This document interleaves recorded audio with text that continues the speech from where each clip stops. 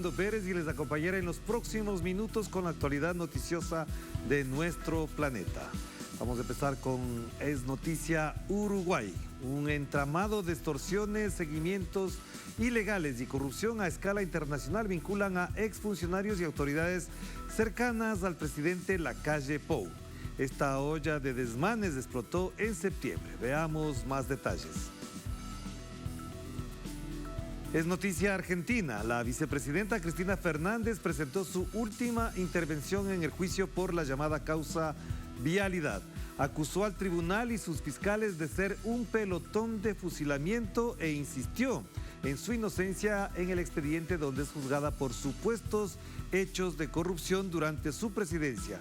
El veredicto final ya está escrito como lo denuncia la vicepresidenta. ¿Qué pasará después del fallo? Lo analizamos. Es noticia palestina. En el marco del Día Internacional de Solidaridad con el pueblo palestino, la represión del ejército de ocupación israelí continúa dejando víctimas fatales. Pueblos del mundo se manifestaron en rechazo a las arremetidas de Israel y en respaldo a la causa palestina. Profundicemos un poco en lo que algunos analistas llaman un genocidio continuado. Y así empezamos. Vamos a continuación.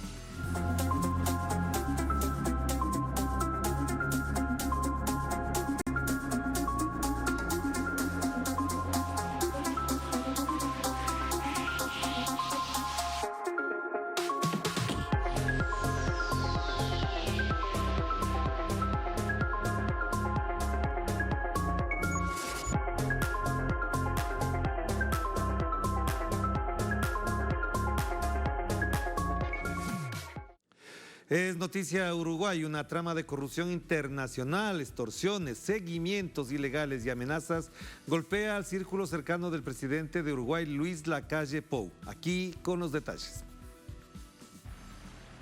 Un escándalo de corrupción destapado en septiembre de este año y que salpica a varias autoridades del gobierno uruguayo continúa arrojando nuevos datos. Lo que inicialmente comenzó como una investigación por la venta de pasaportes falsos a ciudadanos rusos en la que participaba el ex jefe de seguridad del presidente Luis Lacalle Pou, ahora incluye eventuales delitos de extorsión, seguimiento ilegal, espionaje, coimas y tráfico de influencias. Revelaciones periodísticas de las últimas horas dan cuenta de que el ex custodio presidencial usaba los recursos del Estado para investigar a senadores opositores. La oposición se declaró alarmada y pidió que el presidente condene los hechos.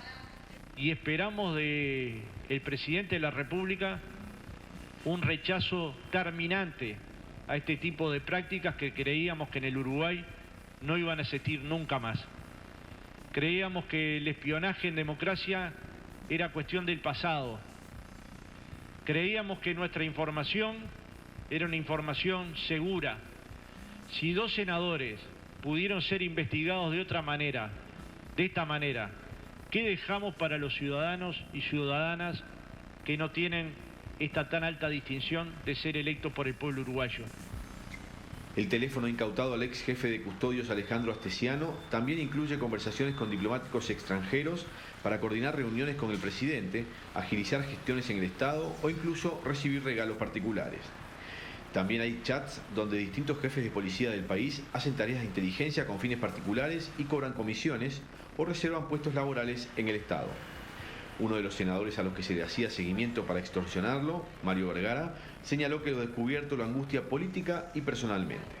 Y esta es una práctica que erosiona la calidad democrática. Y eso nos angustia políticamente como sector político y nos angustia en lo personal, porque muchos lucharon y luchamos, y muchas lucharon y luchamos y dieron su vida, dieron tantas cosas de su vida para que estas cosas no vuelvan a pasar. Nos retrotrae a otros periodos de la historia del Uruguay a los que definitivamente no queremos volver.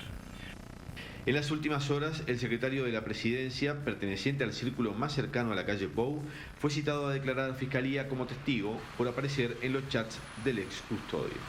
Somos los principales interesados que esto se aclare cuanto antes, más allá de que, reitero, acá hubo un proceso paralelo, oscuro, a espaldas del presidente, que que obviamente no deja un sabor amargo, pero que de confirmarse seguramente va a tener graves consecuencias penales para él y para otros funcionarios si estuvieran implicados. Pero está claro una cosa, ¿no? Para nosotros siempre lo jurídico va a estar por encima de lo político, con lo cual si algunos tienen otras suspicacias, que le pongan nombre y apellido y que lo lleven a la justicia. Muchas gracias. El caso Astesiano golpeó fuerte al gobierno uruguayo, que vive su peor momento desde que asumió funciones en marzo de 2020. Por lo que se sabe, la investigación judicial recién empieza. Según señalan en reserva fuentes de la investigación, el contenido del teléfono del ex jerarca es explosivo y habrá nuevas revelaciones. Para ampliar la información nos conectamos con nuestro corresponsal Mateo Grille desde Montevideo. Mateo, la jornada de hoy ha sido intensa en especulaciones, declaraciones, pero al final el presidente no se ha pronunciado.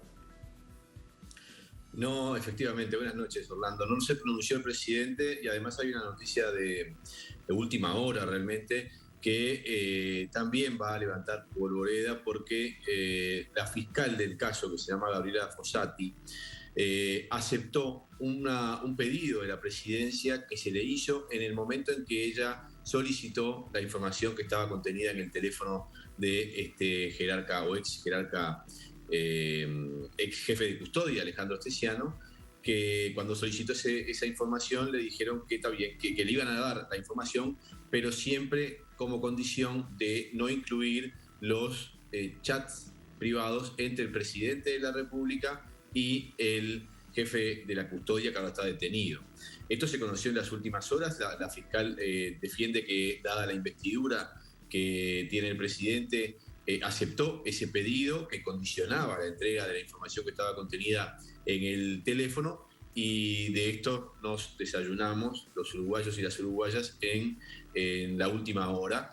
Claramente va a levantar muchas suspicacias, pero bueno, se está desarrollando los hechos en este sentido. Es una causa realmente explosiva, muy, muy fuerte, que le llegó a esta fiscal Fossati y que naturalmente no tenía ni idea de lo que iba a encontrar en ese teléfono, que se inició, como decía el informe, por una vinculación que habría encontrado la justicia entre el ex jerarca que ahora está detenido y una banda criminal que, entre otras cosas, vendía pasaportes falsos a ciudadanos rusos, y después se fue encontrando con una cantidad a esta altura interminable. Diariamente aparecen nuevos datos de nuevas acciones de este ex jerarca del gobierno, que van involucrando de alguna manera no solo en diversos delitos, sino a diversas autoridades. Por ahora, lo que se sabe de los diversos chats es que hay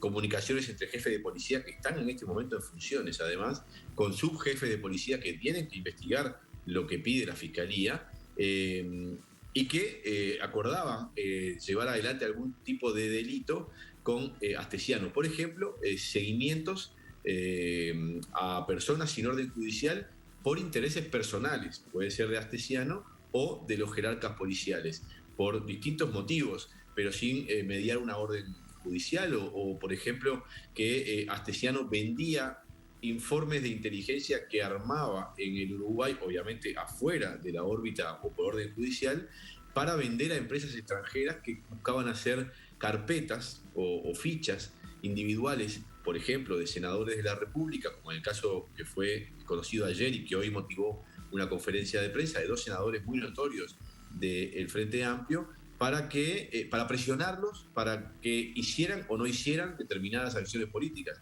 Esto es de una gravedad inusitada. Realmente en el Uruguay no hay costumbre ni por asomo de este tipo de cosas, y como decía el senador Mario Vergara, que es un senador del Frente Amplio, y de alguna manera también mucha gente lo dice, retrotrae al Uruguay a otras épocas donde había seguimientos ilegales a ciudadanos, en ese momento por pensar políticamente algo distinto a lo que pensaba el poder, y en este caso porque toman acciones políticas que virtualmente pueden complicar las acciones gubernamentales. Claro que sí, gracias Mateo. Y ahora vamos a conectarnos con Juan Raúl Ferreira, él es analista internacional. Nos acompaña también desde Montevideo, Uruguay, vía telefónica. Bienvenido, qué gusto tenerlo por acá. Y de entrada le preguntaría, una de las cosas que acaba de mencionar Mateo tiene que ver con que esto nos retrotrae, nos lleva de nuevo al pasado, donde efectivamente, bajo la dictadura y otros regímenes, también se investigaba a líderes de oposición, organizaciones sociales. ¿Qué impacto tendría esto de concretarse, de materializarse la idea de que el gobierno estaba al tanto de todo esto? Bueno, todos los días nos llevamos alguna sorpresa muy grande. La del seguimiento y espionaje a 2 senadores muy destacados. Ambos cumplieron papeles además muy importantes en el último gobierno del Frente Amplio, presidido por el doctor Tabaré Vázquez, uno como ministro de Economía, el otro como director general del Ministerio del Interior. Es un tema gravísimo, pero es el subproducto de todo un tramado de corrupción en el cual uno ve que día a día al presidente y su entorno le resulta más difícil decir que no conocía.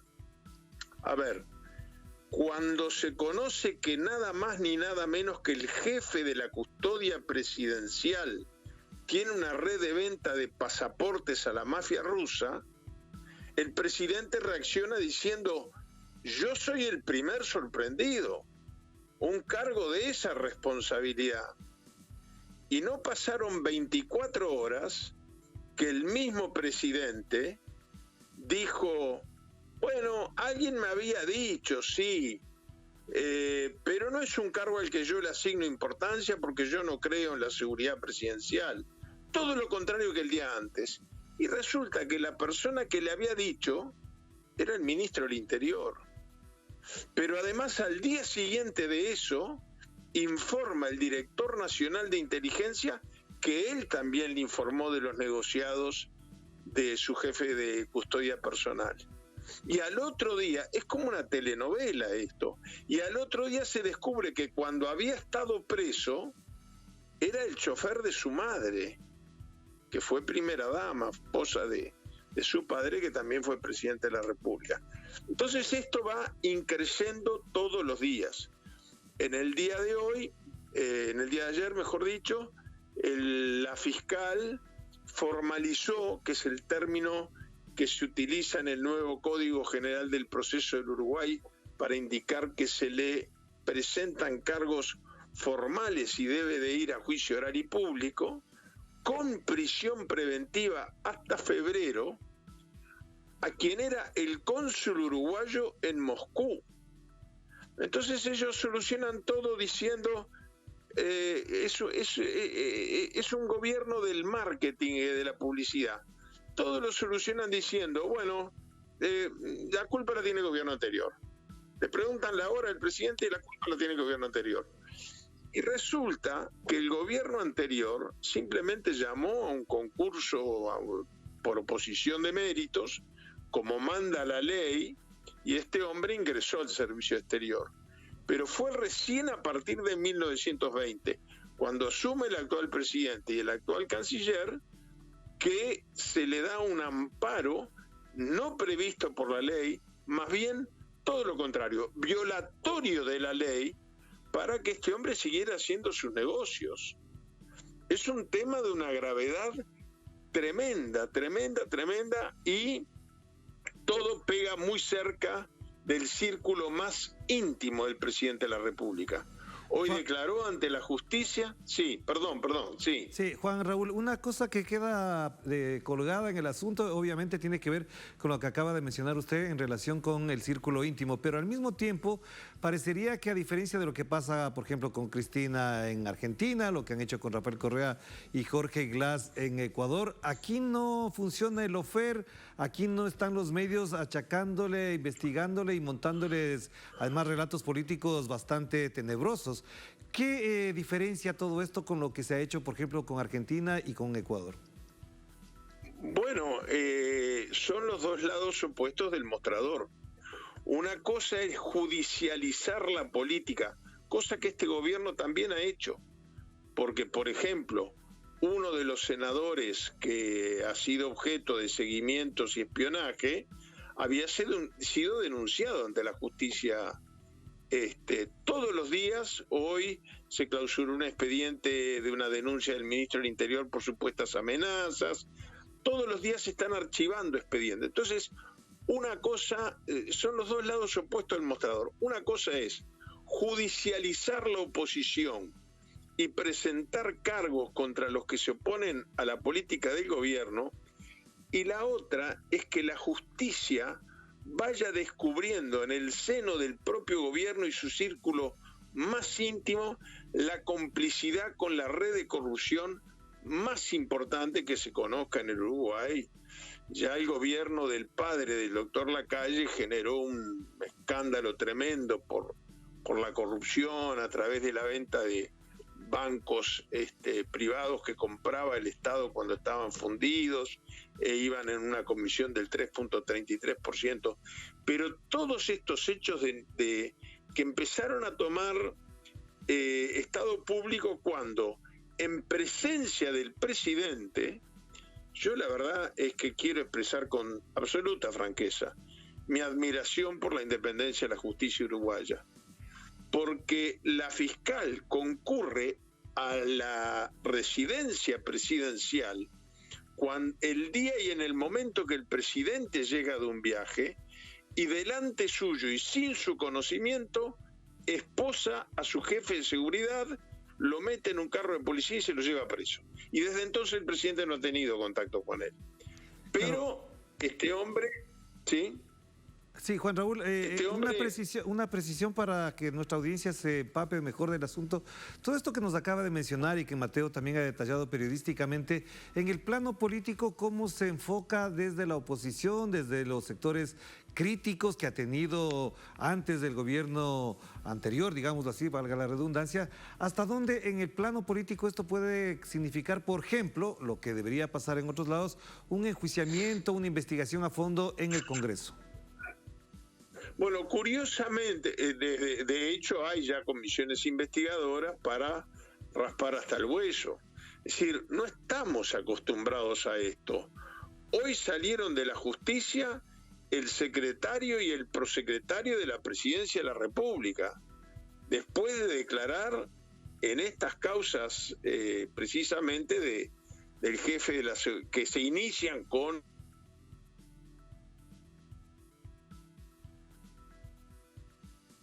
Perdimos la señal con Juan Raúl Ferreira, intentemos conectarnos con él de nuevo, pero efectivamente esta es una de las situaciones más graves que enfrenta el presidente Luis Lacalle Pou en su administración. Lo escuchamos ahí. Es lo más grave, sin lugar a duda, porque podía haber gente que coincidiera o discrepara con él, pero como él ha manejado mucho el marketing al estilo Durán Barba y el estilo de marketing del Ecuador contra el presidente Correa, bueno, él gozaba de una imagen como casi de un joven ingenuo. Ahora, lo que se va sabiendo cada día es tremendo. Yo le confieso que yo hasta por un informe que estaba preparando, me encontré en el día de hoy con información interna de Cancillería que le ponen a cualquiera los pelos de punta.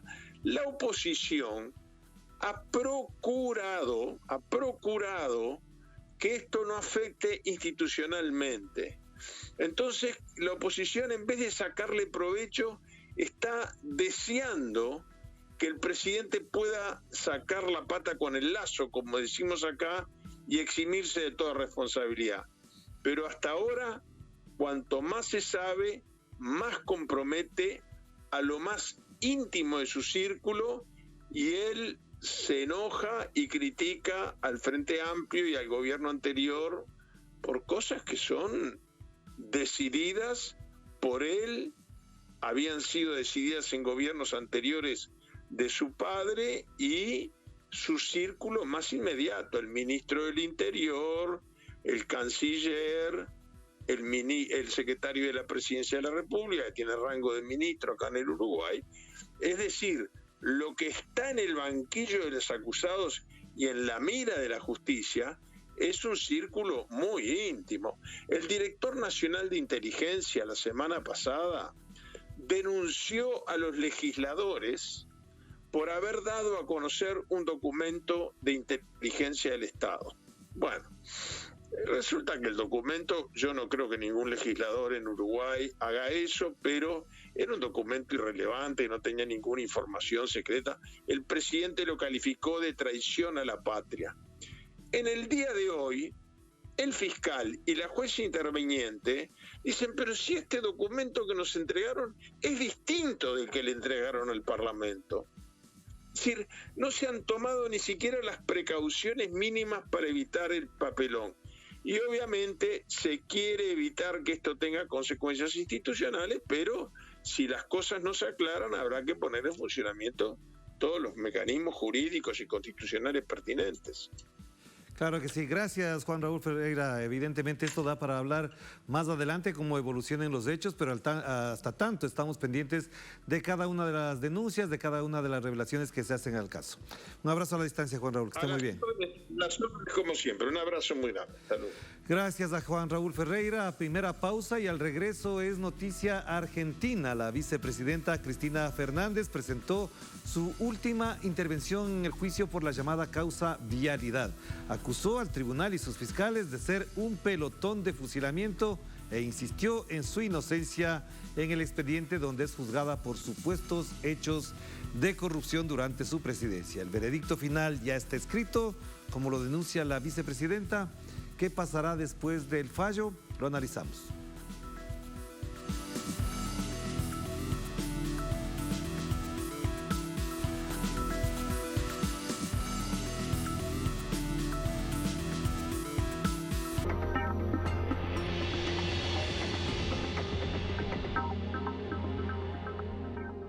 Si sos titular de la Asignación Universal por Hijo, recordá que debes presentar la libreta con los controles de salud, vacunación y escolaridad antes que termine el año. Más info en anses.gov.ar. ANSES, en cada etapa de tu vida. Compartimos su sentir, exaltamos sus logros y mostramos su realidad. Nuestro enfoque es global y nos mantiene en sintonía con los pueblos. Los países caribeños también reciben nuestra señal.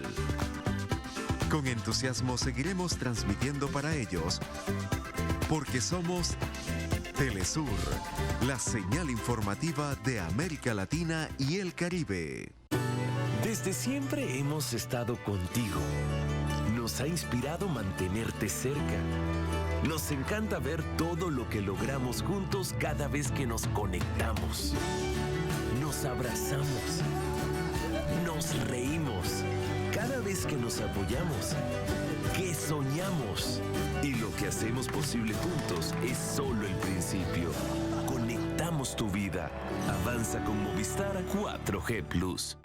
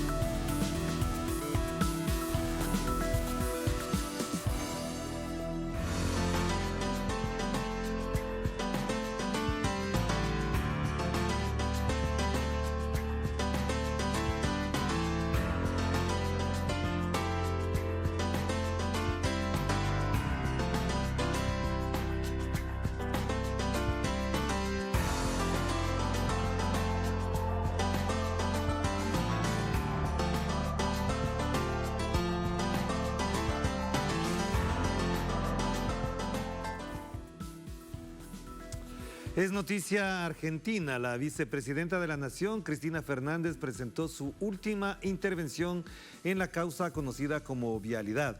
Desmontó una a una las mentiras del juicio y calificó al tribunal como un pelotón de fusilamiento.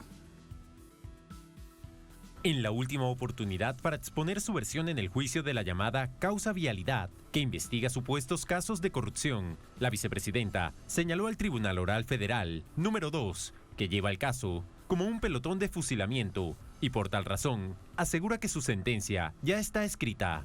Nunca un término judicial tan apropiado para definir lo que es este juicio o este tribunal, Ministerio Público Fiscal incluido.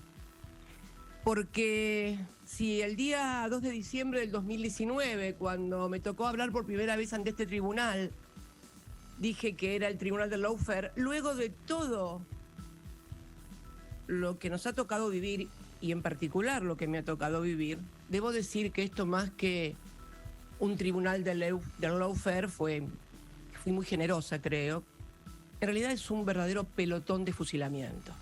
Fernández presentó una lista de las 20 mentiras de la causa Vialidad, encabezada por los fiscales Sergio Mola y Diego Luciani, que en la última audiencia en agosto solicitaron 12 años de prisión para la vicepresidenta y su inhabilitación política. CFK denunció que la pantomima montada por los fiscales generó las condiciones para que se concretara el atentado contra su vida el 1 de septiembre. Era un hombre acompañado por una mujer, dispara o intenta dispara, mejor dicho, intentó matarme, disparó. Lo que pasa que el tiro no salió. La mujer que lo acompañaba, que también está presa, Brenda Uliarte, creo que lo seguía en Facebook o en Twitter al fiscal Luciani. Curiosa coincidencia. Ustedes dirán, señores jueces, señores fiscales, qué exagerada, pelotón de fusilamiento. Bueno, miren, soy la única que lo interpreta así. 12 días después de ese 1 de septiembre, Clarín, en su edición del lunes 12 de septiembre, nos regala esta tapa: la bala que no salió y el fallo que sí saldrá. Fernández, que tiene inmunidad política por sus cargos como vicepresidenta y presidenta del Senado, es juzgada desde 2019, junto con otras 12 personas, por el supuesto direccionamiento de licitaciones de obra pública vial en la provincia de Santa Cruz entre el 2003 y el 2015. La Fiscalía la acusa por presuntos delitos de asociación ilícita agravada en calidad de jefa y administración fraudulenta agravada contra el erario público cuando fue presidenta del país. La condena se basa en nuevas acusaciones que no estaban incluidas en ese proceso. Casi la totalidad de sus argumentos provienen de otros expedientes que los jueces les autorizaron a usar en el último día del juicio, es decir, que no se discutieron nunca en las audiencias. Una causa en la que además sus propios testigos desmintieron las acusaciones contra Fernández. El Tribunal Oral Federal número 2 fijó audiencias para el lunes 5 y el martes 6 de diciembre, día en que se dará a conocer el veredicto. Y ahora, para ampliar la información, nos conectamos con Juan Carlos Bartolota. Nos da información, por supuesto, desde Buenos Aires. Juan Carlos, qué gusto verte de nuevo. ¿Qué se espera de todo esto? Porque las fechas están fijadas, las especulaciones están en el orden del día, pero obviamente todo puede pasar en estas circunstancias. ¿Hasta dónde el clima político puede favorecer una u otra decisión? Orlando, buenas noches. ¿Qué tal? Un gusto nuevamente estar contigo. La sensación que tiene la vicepresidenta y su entorno está manifestada en estos discursos y en anteriores discursos. Esto de mencionar al tribunal como un pelotón de fusilamiento es lo que adelanta la posición que tiene Cristina y su entorno más íntimo de que finalmente va a ser condenada. Hoy, durante toda la jornada, después de esta introducción de Cristina Fernández en lo que se denominó la última palabra, ¿no? Un término realmente que parece, como ella bien dijo, una previa a una muerte, la última palabra. Los legisladores opositores se han paseado por varios medios de comunicación, medios hegemónicos, diciendo que ya está condenada Cristina Fernández de Kirchner. Y es la misma sensación, en esto hay coincidencia, que tiene, como decía, Cristina Fernández de Kirchner y su entorno. Lo que puede pasar, la impresión de este corresponsal, es que haya algún tipo de cambio en la carátula. Es muy, como se dice comúnmente, jugada esta calificación que han pedido los fiscales de asociación ilícita. Se entiende desde la explicación misma que da la expresidenta y sus abogados. Para hacer una asociación ilícita quiere decir que el presidente para abajo, toda la estructura de gobierno, el Congreso, parte de la justicia, los organismos de control, estuvieron todos confabulados para robar plata. Esto es una cuestión que es, digamos, imposible de generar desde el propio Estado y desde los estamentos más altos del país. Este es uno de los argumentos. Y en esa, te decía, la sensación que uno tiene es que esta carátula puede llegar a ser cambiada. Es una impresión, no es información de que los jueces del Tribunal Oral Federal puedan cambiar esa carátula por otra y quizá de menor tenor, pero que igualmente también se coincide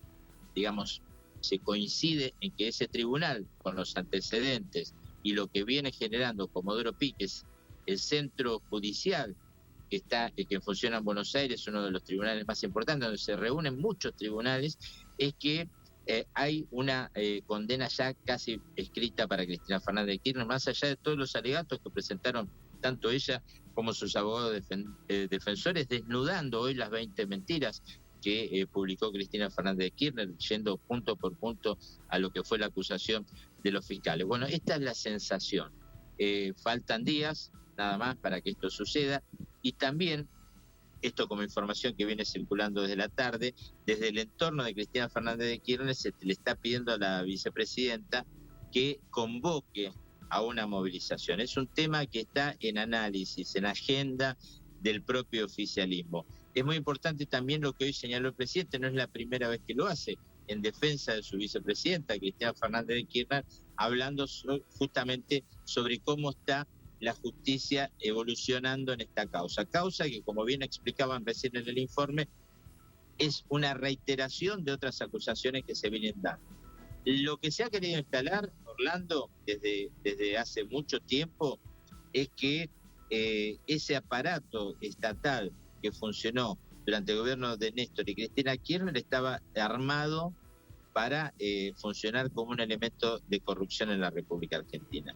Pero tanto Cristina como sus abogados han llevado adelante justamente los alegatos que indican todo lo contrario, es decir, que han de alguna manera desarmado esos alegatos de los fiscales en el último tiempo. Y han señalado justamente esto del pelotón de fusilamiento para darle más fuerza desde el punto de vista político a esa idea que tienen de que la condena ya estaría lista en los tribunales de Comodoro Pi. Hay que esperar.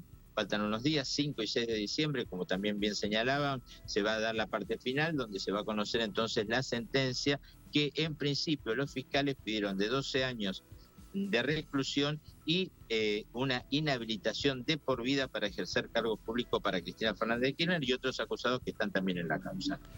Con lo cual las cartas están echadas, Orlando, ahora hay que esperar justamente esa decisión del tribunal y posteriormente ver cuál va a ser la reacción política que va a generar esta sentencia que dará entonces el Tribunal Oral Federal número 2. Gracias, Juan Carlos. Efectivamente estamos pendientes de eso y por supuesto atentos a lo que ocurra en Buenos Aires. Para continuar en el análisis hemos invitado a Jorge Kreines, periodista, analista de política internacional, también especialista en temas del Medio Oriente, director de portal pulsodelospueblos.com. Nos acompaña desde Buenos Aires, Argentina, vía telefónica. Qué gusto tenerte de nuevo por acá y de entrada te pregunto cómo valoras esto que ocurrió el día de hoy y qué perspectivas tiene en los días que restan para que se instale este juicio y se dicte sentencia. Bienvenido. Hola, muy buenas noches. Un gusto de estar con la audiencia de Telesur y contigo una vez más. Bueno, estamos frente a un típico caso de lawfare, es decir, de guerra judicial contra dirigentes políticos de gran importancia que no responden a los intereses de la derecha y del polo dominante en la Argentina. Esto es la representación de los Estados Unidos y los poderes fácticos. Ellos ven en Cristina Fernández de Kirchner una figura que puede atraer vastos sectores del electorado argentino en la próxima elección del mes de octubre del 2023, en un año que se presenta ya desde el inicio como un año fuertemente electoral en la Argentina, y tratan de eliminar, yo creo que lo que más pretenden es trabar la posibilidad de que ella sea candidata, y en ese sentido van a utilizar la figura de la inhabilitación para el ejercicio de cargos públicos.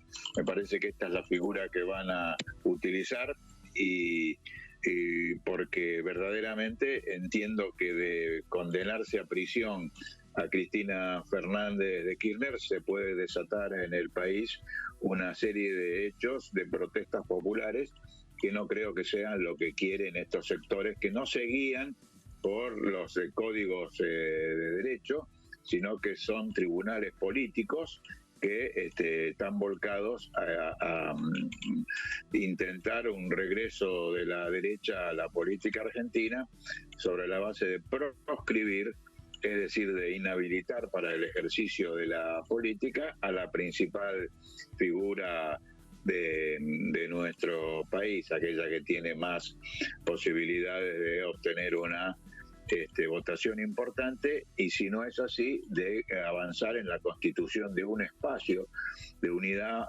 popular que pueda lograr enfrentarse cabalmente a los proyectos políticos de la derecha. Tú eres ecuatoriano y sabes muy bien lo que sucede con Rafael Correa, con Jorge Glass, con todos los políticos ecuatorianos que han debido exiliarse, salir del país para su sobrevivencia o para defender su libertad, de manera que esto es lo que podemos decirte por ahora acerca de esta gravísima situación institucional por la que atraviesa la República Argentina. Pero claro, Jorge, tú acabas de mencionar hace pocos segundos algo que es importante. Saben perfectamente que Cristina Fernández es una potencial candidata. Las encuestas, incluso de este mes de noviembre, la colocan en el primer lugar de intención del voto, no muy distante, por supuesto, de otros candidatos del lado del macrismo. Siendo así, ¿hasta dónde este acontecimiento de ocurrir, como está planteado, con una sentencia posible de 12 años, se podría concretar sin que esto genere un estallido social, una movilización social, una revuelta popular? ¿Cómo valoras esta situación de llegar a ocurrir así? Eso es lo más probable, una poderosa reacción popular de protesta contra una justicia que se niegue, prefiero no llamarle justicia, ¿no?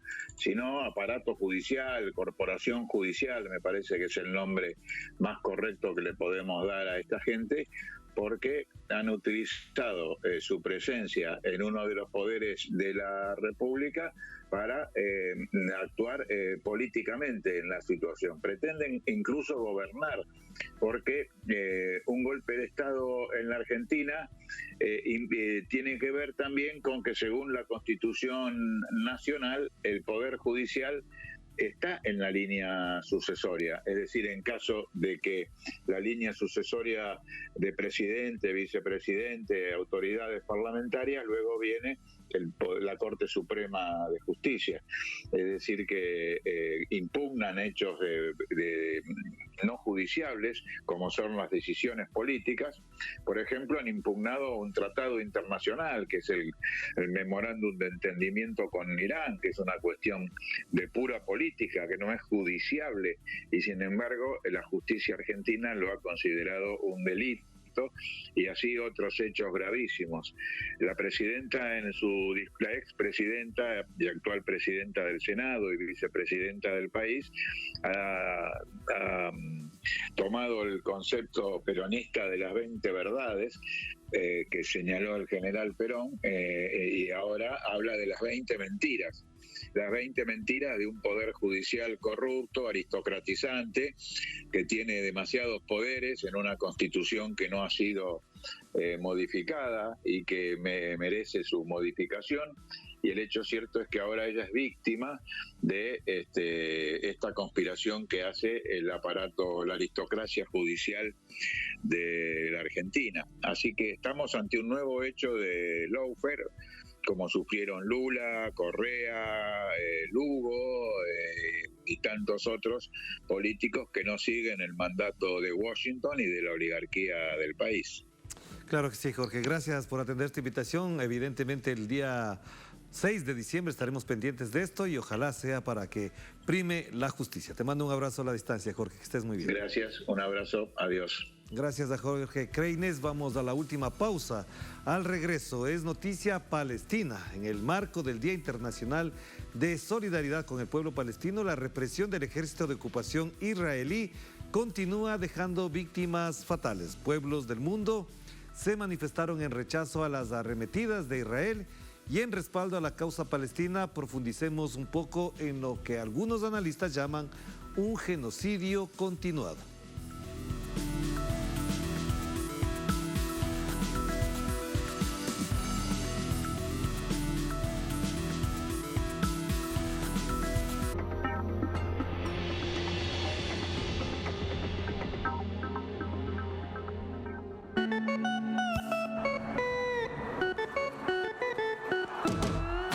Esta noche vamos a estar con Luis Fernández en un programa que tiene un nombre muy especial, pero en vez de decirlo en español, quiero que lo digas en francés. La gauche ne finit jamais.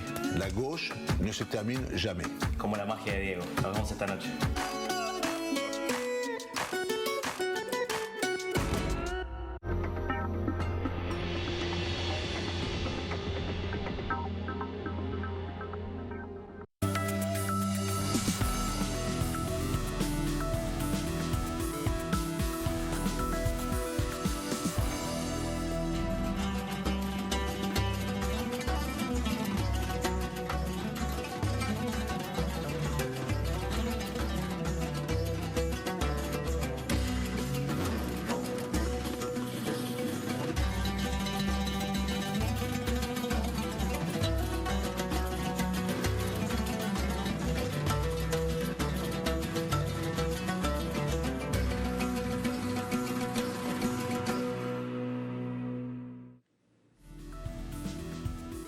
Es noticia Palestina. Este martes se conmemora el Día Internacional de Solidaridad con el pueblo palestino.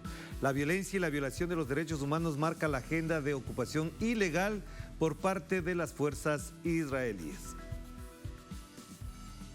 Palestina y pueblos del mundo conmemoran 45 años del Día Internacional de la Solidaridad con el pueblo palestino. La sede de la Organización de las Naciones Unidas, ONU, en la ciudad de Gaza, fue el escenario donde cientos de personas se congregaron para denunciar ante la comunidad internacional los crímenes cometidos por el Estado de Israel. El líder del Frente Democrático para la Liberación de Palestina, Ehsan Abu Daqa, recordó que las atrocidades del ejército israelí vienen desde hace años, por lo que pidió el apoyo del mundo entero. Hace 74 años, el sionismo asesinó y expulsó a cientos de miles de palestinos. Hoy en día, el pueblo palestino está siendo masacrado, encarcelado y asesinado diariamente por las fuerzas de ocupación. Actualmente, más de 4.650 palestinos se encuentran secuestrados en la cárcel de la ocupación israelí, entre ellos 160 niños y 34 mujeres. Gaza lleva más de 15 años de bloqueo criminal por aire, mar y tierra. Palestina necesita de tu solidaridad y del apoyo internacional, hoy y todos los días. A ustedes, todo nuestro agradecimiento por el apoyo incondicional hacia nuestra causa. Palestina libre, gracias. Desde 1977 se conmemora esta fecha, producto de que 30 años antes, es decir, en 1947, se aprobó la Resolución 181, donde la ONU estipulaba la creación de un Estado judío y uno árabe en Palestina. Sin embargo, las potencias hegemónicas reconocen de facto a Israel. Desde las diversas manifestaciones en respaldo al pueblo palestino, activistas sociales como Bel Ribeiro hace un llamado para que se solucione el tema de los estados y que se produzca un cese al fuego donde miles de palestinos han perdido la vida. Estoy orgullosa de estar hoy aquí mientras conmemoramos el Nakba. Estoy orgullosa de que mucha gente haya venido y esté aquí con nosotros de pie, en solidaridad con el pueblo de Palestina.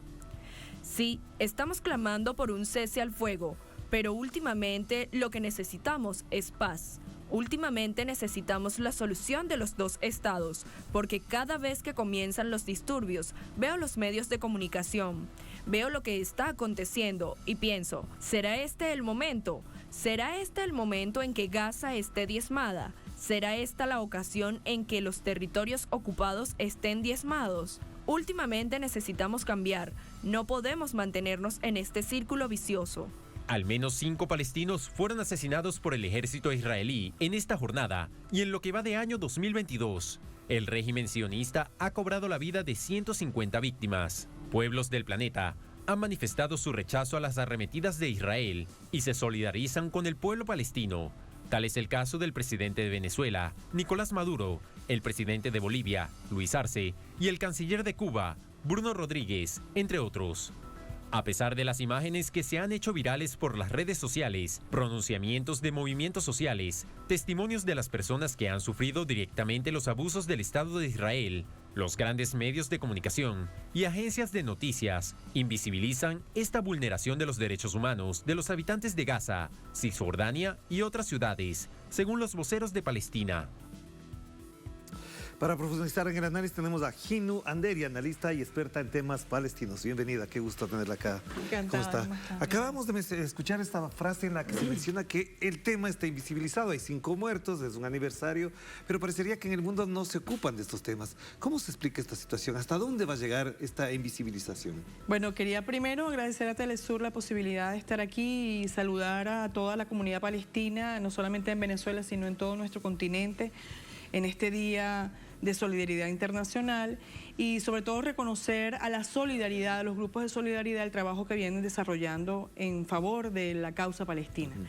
Yo quiero leerle breve una frase de Netanyahu donde él dice: el camino a la prosperidad es realmente ignorar a los palestinos, ellos no son importantes. Me recuerda mucho a Golda Meir cuando dijo que no tenía nada que negociar con esas cucarachas que eran los palestinos en aquellas Olimpiadas de Múnich. Sí, yo creo que ahí radica fundamentalmente, ¿no?, el hecho de no reconocer al pueblo de Palestina como seres humanos. Los sionistas han tratado a los palestinos desde la invasión, desde la llegada, digamos, del inicio de la invasión y la formalización de la invasión en 1947, como seres inferiores, eso en principio. Sí, y luego de allí, pues todo el mal uso o la manipulación de la religión, ¿no? El tema religioso también ha sido allí, digamos, un punto utilizado. Y además de ello, estamos ya hablando de varios, como varios elementos, el holocausto. Pero a ver, yo quiero plantear ahí una consulta porque a esa invisibilización también hay que acotar algo. China se ha pronunciado, Rusia se ha pronunciado, vimos los pronunciamientos también de Venezuela, de Bolivia, pero no le alcanza una potencia como China, Rusia pronunciándose, pero parecería que Estados Unidos y Europa eso les resbala. Sí. Bueno, ahí sabemos cómo está funcionando las Naciones Unidas, cómo ha funcionado el sistema de seguridad de Naciones Unidas, el Consejo de Seguridad de Naciones Unidas. Y cómo además funciona digamos, todo el engranaje militar y económico. No basta con que China sea la única potencia, ¿no?, que digamos que se pronuncie de manera contundente frente a un genocidio que no ha sido además calificado como tal, que no ha sido reconocido como tal. El tema de Israel y Palestina se ha, digamos, manejado como un tema religioso, histórico religioso, como un tema entre dos pueblos, ¿no? Claro. Y no se maneja como un tema de seguridad mundial, de seguridad mundial. Porque nosotros hemos visto, por ejemplo, cuando ha habido crisis importantes en la región, lo que ha ocurrido con digamos, el pronunciamiento de Irán, ¿no? Hemos visto, por ejemplo, cómo para Irán, para Siria, es importante el tema de Palestina.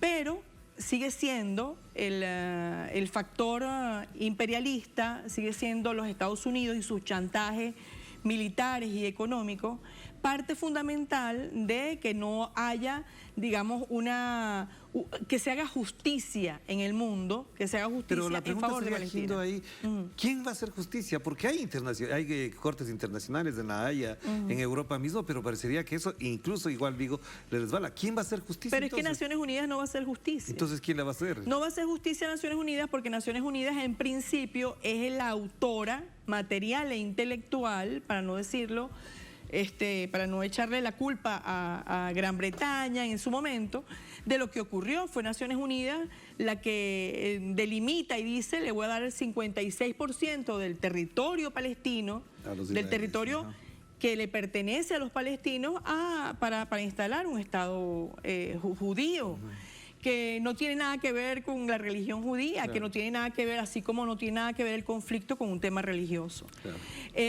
Naciones Unidas no va a hacer justicia porque Naciones Unidas tiene 75 años que además de que, digamos, se pronuncia y dice, parto el territorio y despojo a los palestinos de más del 50% de su territorio y los condeno no solamente al éxodo masivo provocado, a la masacre permanente, al genocidio constante. No va a ser así. Yo creo que la solución para el tema de Palestina tiene que ser esa mal llamada comunidad internacional, ese conglomerado de países, de gobiernos, de pueblos, deben presionar en lo económico a Israel, en lo cultural, en lo deportivo.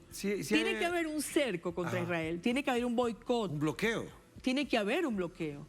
Así como Estados Unidos y Naciones Unidas se cierran los ojos frente a los bloqueos contra Cuba, contra Venezuela, en fin.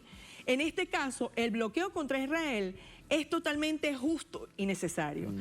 ¿Por qué? Porque tiene que haber, no puede Israel seguir viviendo tranquilamente en el sentido de, con relaciones económicas, militares, científicas, deportivas con el resto del mundo, del planeta, cuando está cometiendo un genocidio en contra de un pueblo, un genocidio que viene cometiéndolo sistemáticamente, prolongadamente durante 75 años.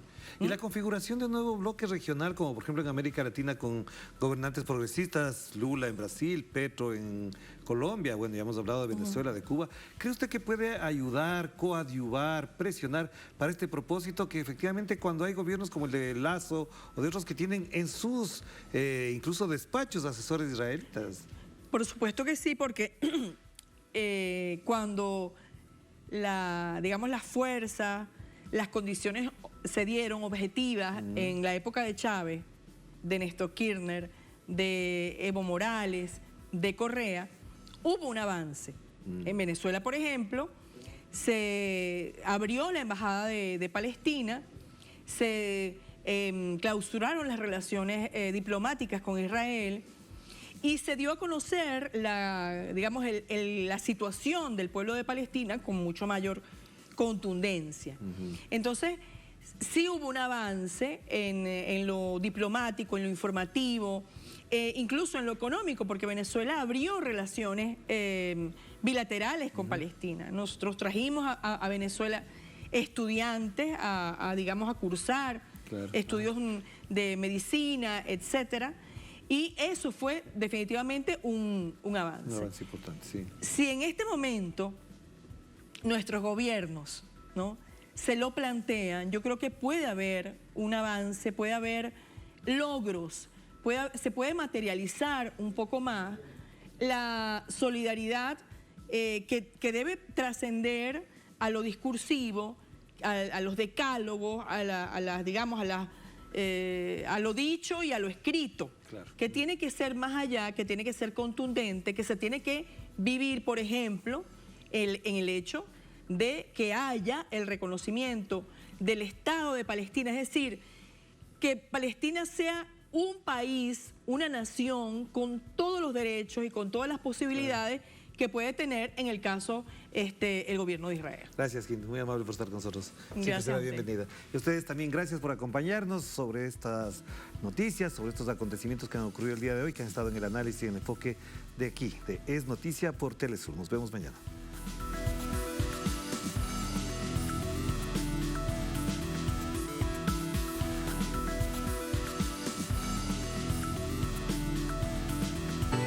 Desde siempre hemos estado contigo. Nos ha inspirado mantener